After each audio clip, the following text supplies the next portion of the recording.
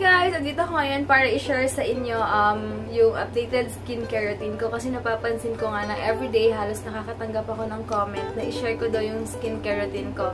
Actually, isa rin sa nakakatulong na pampakinis ng face ko sa effect dyan sa camera nyo or sa video ko is yung phone ko kasi iba talaga yung Samsung. Ang ganda talaga ng camera nila. As in, lahat talaga ng klase ng Samsung na phone na medyo high-end, maganda talaga yung quality ng camera.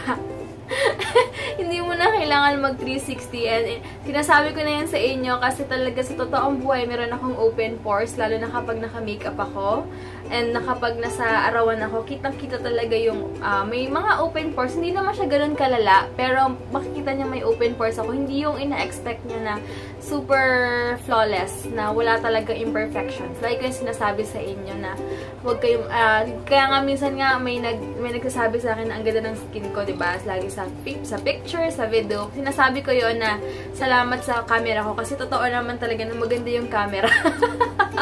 And syempre, ayoko rin naman mag-expect kayo kasi post ako ng picture na parang ang flawless, ganyan. Tapos, yung video ko, medyo flawless din yung effect ng face ko. Ayoko lang din mag-expect kayo na pag sa personal, ay, ganito pala yung face niya, bakit iba yung face niya sa video tsaka sa personal. So, kaya ang sinaset ko na expectations nyo na hindi ganun ka-perfect yung skin ko sa personal. Dahil nga sa open pores ko. Okay, guys? And, anyway, start na tayo. Ayan, ang ginagamit ko sa morning, or sa face ko muna, is yung papaya soap ko.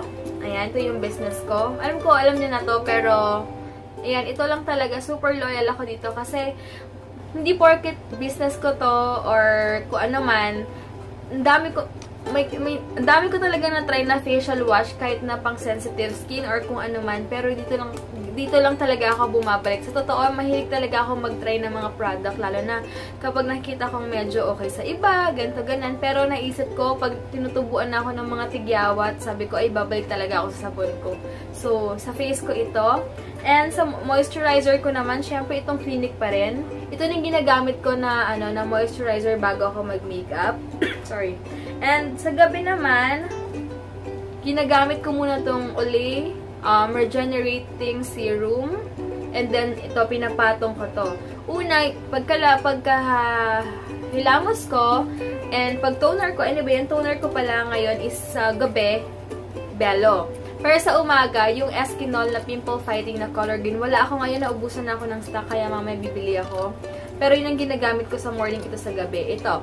Sa gabi, pagkatapos ko gamitin ito, pagkalagay ko ng Olay, 1 minute ko muna siyang hinahayaan ko muna i-absorb muna ng face ko.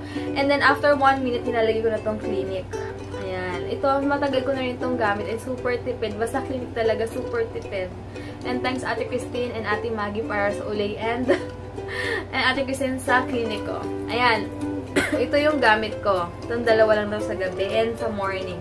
Yun nga sa morning, Eskinol. Pero ngayon, nag-try ako since binigyan ulit ako ng bago ni Ate Maggie na regenerating lotion with sunscreen naman, SPF 50. Pagkatapos ko ngayon mag-toner, ginamit ko to, and then moisturizer bago mag-makeup. So, babalitaan ko kayo guys after 1 month siguro kung hindi ako magbe-breakout sa lotion na to, na under makeup.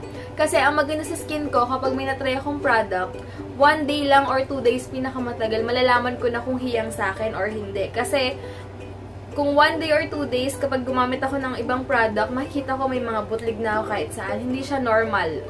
Sorry. Hindi siya normal. Kaya, pag gano'n na nakita ko yung product sa akin na bigla akong tinubuhan, ibig sabihin, hindi yun hiyang sa akin. Anyway, sa body ko naman is yung glutathione soap ko. Yun. Basta kung gusto nyo mag-avail, i-PM nyo na lang ako or Viber or meron naman ako sa description box ng mga kung saan nyo ko pwede kontakin. And may bago akong ginagamit pala ngayon, nagbigay sa akin ni Sis Gretchen. Ayan. Isasama ko to sa updated skincare routine ko. Hindi dahil bigay lang or ano man. Isasama ko to kasi talagang sobrang ganda and maganda dito kasi all natural siya. Kaya masabi kong okay talaga to sa lahat ng skin type. Ito, yung color na to is yung coffee sugar scrub niya. Ito naman citrus. Pareho silang nagmo-moisturize ng skin. Pero ito, may nakalagay kasi dito na lessens the appearance of cellulites while giving you a smoother skin. Yung isa naman, lightens your complexion while giving you a smoother skin. So, ito nakaka-lighten. Ito naman nakakatanggal ng cellulite or nakakinis. So, ito yung ginagamit ko. Ginamit ko to ng Sunday night. Kasi nakuha ko siya ng Sunday na. So, pagka-shower ko, nag-scrub ako. And then, nistay ko siya for 5 minutes yata. Habang nagtututbrush ako, shampoo, ganyan. Ang masasabi ko, pag banlaw ko, sobrang kinis. Alam niyo, super smooth ng skin mo. Tapos, pag nasa arawan ka, ibang-iba yung glow ng skin mo. Iba-iba talaga kapag body scrub yung gamit mo and all natural. Anyway, guys, kung gusto niyo mag-order, ilalagay ko na lang dito yung yung Instagram account, tsaka yung contact number niya para kung gusto niyo mag-order, order lang kayo sa kanya. Pasensya na, ang bilis ko talaga magsalita. Sana naiintindihan niyo.